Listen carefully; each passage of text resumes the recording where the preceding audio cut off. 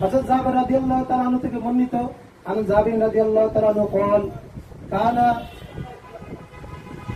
ইয়ারফু النبي صلى الله عليه وسلم بريح الطيب إذا أقبل من الليل كما قال। আচ্ছা, জাবের রাদিয়াল্লাহু তাআলা আনহু বলেন যে রাসূলুল্লাহ সাল্লাল্লাহু আলাইহি ওয়াসাল্লামকে রাতে যখন আগমন করতেন, হুজুর সাল্লাল্লাহু আলাইহি ওয়াসাল্লামের শরীরের যে সুগন্ধি ছড়াতো, সেই সুগন্ধির গ্রানে বোঝা যেত যে রাসূল সাল্লাল্লাহু আলাইহি ওয়াসাল্লাম আগমন করছেন। সুবহানাল্লাহ। সেই গ্রানে বোঝা যেত যে নবী কি আসছেন। আব্দুল্লাহ ইবনে মাসউদ থেকেও সেম হাদিস বর্ণিত আছে। সরে মুস্তাদির মাজাম রাহমাতুল্লাহ আলাইহি হাদিস কারা নকল করছেন বাজ্জার কিতাব থেকে। তো আল্লাহ রাসূল সাল্লাল্লাহু আলাইহি ওয়াসাল্লামের মাকাম মর্যাদা অনেক ঊর্ধ্বে।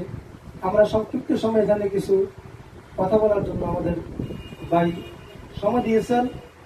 আমরা আল্লাহ রাসূল সাল্লাল্লাহু আলাইহি ওয়াসাল্লামের উপরে অসংখ্য অগণিত দুরূদ ও সালাম ও তার উপর বলার পরে আমরা যারা এই মুসলিম পরিবারে জন্মগ্রহণ করেছি এবং মুখ দিয়ে কখনো বলতে পারি নাই, তারপরও আমরা ইমানদার। তারপর আমরা কি ইমানদার। অনেক বোবা আছে, কথা বলতে পারে না, মুসলিম পরিবারে জন্মগ্রহণ করছে, সেও কি ইমানদার মুসলিম। যদি কেউ কথা না বলতে পারে, শুধু উপরের দিকে তাকায় বলেছে আল্লাহ কোথায় সুপুরাদেশ, সেও কি মুসলিম। সে ইমানের স্বীকৃতি। ইমানের ব্যাপারে কোনো সন্দেহ করা যাবে না। যেহেতু আপনাদের বস্তু করে আপনি কি মুমিন, আপনি নিঃসন্দেহ বলেন যে হ্যাঁ আমি মুমিন, আমি ইমানদার, আমার ইমান আছে কিনা এরকম সন্দেহ করা যাবে না। ইমানের ব্যাপারে 100-100 আমরা ইমানদার, কিন্তু আমাদের কাজ কাম অন্যান্য আমলের ব্যাপারে আমাদের ভুল হতে পারে, যেন আমরা গুনাহগার। কেউ ইমানদার, গুনাহগার, আমরা প্রত্যেকেই গুনাহগার। নবী রাসূল ছাড়া বাকি সবাই আমাদের কম বেশি করে গুনাহ আছে। কেউ তো আল্লাহ পরিপূর্ণ মাফ করে দিচ্ছেন, বা কেউ মাফের আশা আছে, তো আমরা আল্লাহর রহমতের কি আশা আছে। কারোর গুনাহটা বেশি, কারোর গুনাহটা কম। ইমানের মধ্যে কারোর ইমানের জোর পাওয়ারটা নূরটা বেশি, তাও কম। আমরা ইমানদার, আমরা বিশ্বাসী, আমরা না দেখি বিশ্বাস করি। এবং যেটা না দেখি বিশ্বাস করা, এটা আমাদের যাদের জ্ঞানীবানদের কাজ। এবং যাদের জ্ঞান নাই, যারা প্রাণী, তারা হলো না দেখি বিশ্বাস করে না। যেমন আপনি যদি কোনো একটা বকরি, একটা গাভীকে বলেন যে তোমার জন্য এই পিছনের মজলিসে আব্বাস আলী ভাই খুব খানা হাজার করে আসছে, যা তুমি খাই আসো, এটা কি যাবে? তাকে আমরা খাবার সামনে দিয়ে তাকে নিতে হবে।